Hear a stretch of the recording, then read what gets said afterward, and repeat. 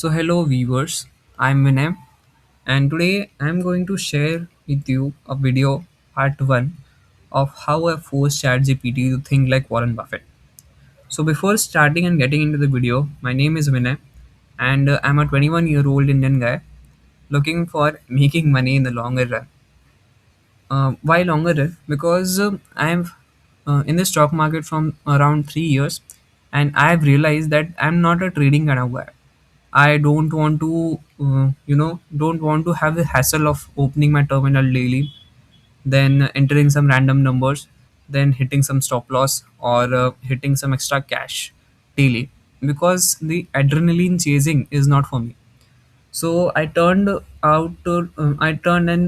got myself to think that I am a longer time frame investor, and the investor's god, I think so, is Warren Buffett. I personally like him and follow from a very long time.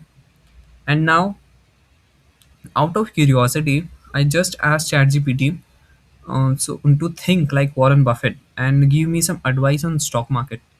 So how this experiment turns out, I'll be sharing in video format in the parts basically, because the entire video will be so long. I'll be covering in depth of what ChatGPT gave, how it gave, what was the framework behind it, and actual back testing of what and actually back testing of what ChatGPT gave versus the actual results. So let's start the video. This was mere an experiment in thinking, and not I was not really worrying about getting stock tips or making real quick cash. This was an experiment of thinking system, of how and what are the people and the big chairs playing, and how and what are they doing with their huge chunk of money. So as I said earlier, I was not looking for stock tips. I was curious on how great investors actually think. So this PPT, this entire PPT thing is made by ChatGPT. The tip is given by ChatGPT. The images generated is given by ChatGPT. The whole PPT thing is made by ChatGPT because my lazy ass couldn't even get that adrenaline to make the PPT look like it's actual PPT. So all of this text and also all of this is made by ChatGPT. Just the voiceover is mine and real thinking system is mine. So what was the curiosity behind my question? I have followed Warren Buffett from so longer time as I was 12. From 12 to 21 I've been following him. It's almost around 9 years. No, yes, 9 years. I've heard Warren Buffett buying Coca-Cola for a very long time and generating revenue like crazy, because of the compounding effect and the dividend he got. So I was asking this question of how do investors like Warren Buffett decide? Deciding, which means what they buy, how they buy, what they think, what they don't think to buy. Okay. So the experiment was I asked ChatGPT to think like Warren Buffett. No fancy, no tricks, just pure imaginative concept of, well, क्या ही हो जाएगा, like that kind of stuff. So the exact prompt I entered, I'll be sharing in the next video.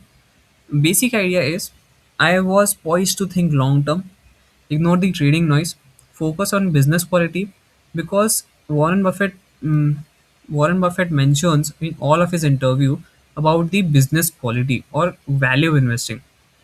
Because if the business is actually performing well, you can generate a lot of cash.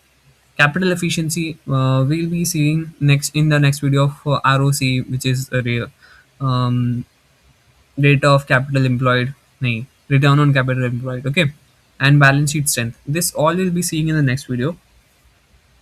So what I expected was mere just talk names that buy this and buy that, and generic AI advice that we can generate a huge chunk of money with discipline or something, with by following this type of trade rules and doing this and that and timing the markets. I was not ready for this, but what ChatGPT gave me surprised myself.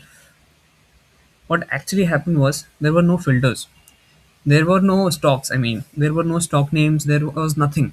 but just filters. It gave me just filters.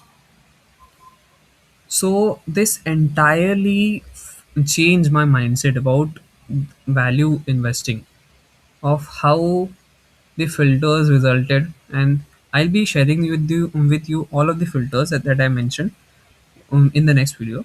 And the shift was mental shift. It focused on what to avoid and what not to buy. This really got stuck in my mind because what we do in share market, which is buying what is in the hype, not what is actually worth. Okay, we see the clutter and we see the ups and downs, and we get shocked that okay, so should I buy now, and that it will create a later havoc. Okay, so this is the scene. But ChatGPT really gave me filters on what not to buy. It really filtered out me for many quality stocks, many quality stocks that are actually worth putting time and amount to research, and to they are very potential to give results afterwards.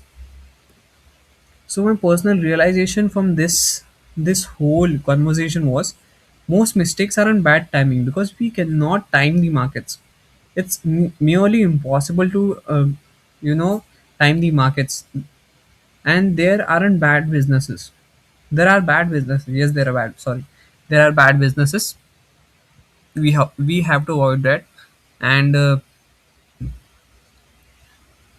who knows that AI will be running around 10 years from now, because we've seen the dot com bubble, and some cases like that of 2008 crash of share market.